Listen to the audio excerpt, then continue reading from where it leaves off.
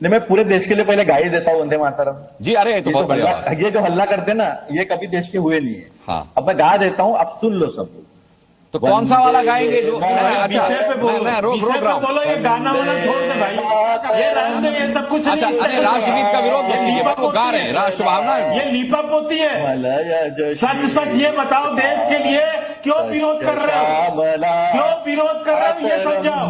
ये मत दिखाओ, ये सब लीपा पोती मत करो, ये सबको पता है, ये सबको गाना रहता है। ये मत सिखाओ यहाँ पर, यहाँ केवल ये बताओ कि देश के आखिर वंदे मातरम का विरोध क्यों कर रहे हो, ये समझाओ बस। ये सबको पता है। ये किसी को यहाँ पर ये ज्ञान अपना मत पूछो। किनारे हटो, किनारे हटो, किनारे हटो। यहाँ चले आओ वंदे मातरम गाने के लिए। नहीं मुझे लगता है नहीं के शर्मा जी, नहीं के शर्मा जी, मैं भी आपत्ति कर रहा हूँ, कोई राष्ट्रगीत गा रहा है उसका अपमान हमें नहीं करना चाहिए। नहीं किसी भी पार्टी का हो, के शर्मा जी, कोई राष्ट्रगीत गा रहा है उसका अपमान नहीं करना चाहिए। मुस्कान जिसके ऊपर सवाल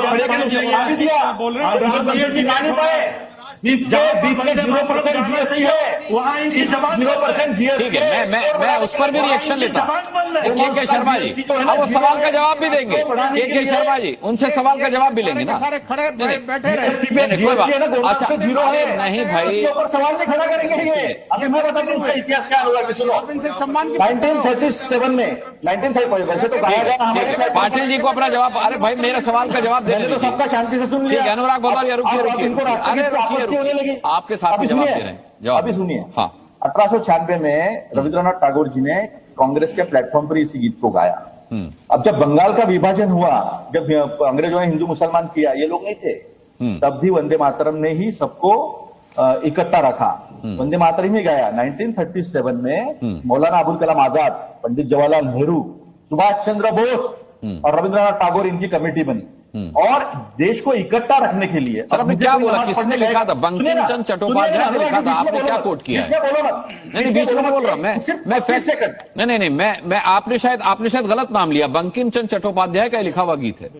अरे मैं समिति की बात कर रहा हूँ। अच्छा वही मैं क्लियरिफिकेशन वही चाह रहा था। पहले 1875 में बंग दर्शन में आया, आनंद मठ उपन्यास में 1882 में आया, 1896 में गाया गया, बंग में गाया गया। उसका इतिहास मालूम है मुझे। नहीं मैं आपको क्रिटिसाइज नहीं कर रहा सर। हाँ। नहीं सुनो, 1937 में कमेटी बनी। हाँ। उस कमेटी में रविंद्रनाथ टैगोर थे, सुभाष चंद्र बोस थे, मौलाना अबुल कलाम आजाद थे, पंडित जवाहरलाल नेहरू। ठीक है, ये देश को इकट्ठा रखने की बात थी। और विभाजनकारी शुरुआत ना 1923 में हुई थी। सावरकर जी ने पहले त्रिराष्ट्र का सिद्धांत रखा था, समझे क्या? 2 नेशन थ्योरी उन्होंने रखी थी सबसे पहले। और जिस मुस्लिम लीग ने इसका विरोध किया था, जिस मुस्लिम लीग ने, उसके साथ बैठकर इन्होंने सरकारें बनाई है। तो ये बताया नहीं। और एक नाम बता दे आरएसएस से और हिंदू महासभा से, जिसने हंसते हंसते वंदे मातरम कहते हुए, भारत माता की जय कहते हुए 1947 के पहले शहादत दी हो या लाठी काठी झेली हो या जेल में गए।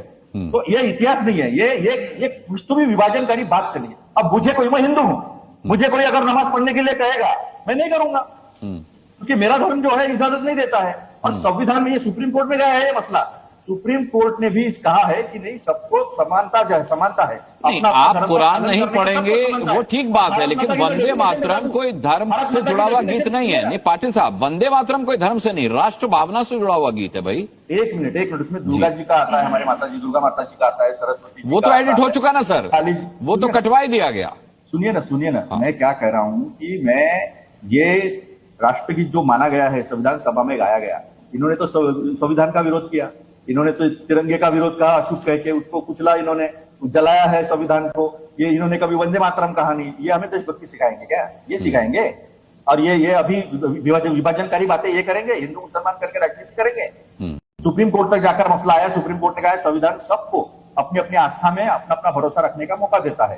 अब अजीमुल्ला खान 1857 में सबसे पहले उन्होंने मादरे वतन कहा, मादरे वतन, मातृभूमि कहा था उन्होंने, उसके लिए हंसते हंसते शहादत दी है। तो जिन्होंने कभी शहादत दी नहीं, जिन्होंने संविधान का विरोध किया, जिन्होंने झंडे का विरोध किया, जिन्होंने हर वो चीज का विरोध किया, वो हमें न सिखाए। हमें यही कहना है। ठीक है, के शर्मा एक रिएक्शन। की डेफिनेशन क्या है अनुराग जी? सुनो, भारत माता की डेफिनेशन क्या है? जवाहरलाल नेहरू जी ने बहुत सुंदर तरीके से बताया। भारत माता केवल जमीन नहीं है, भारत माता यहाँ आने वाला सूरज नहीं है, यहाँ के पेड़ पौधे पहाड़ नहीं है, वो तो है।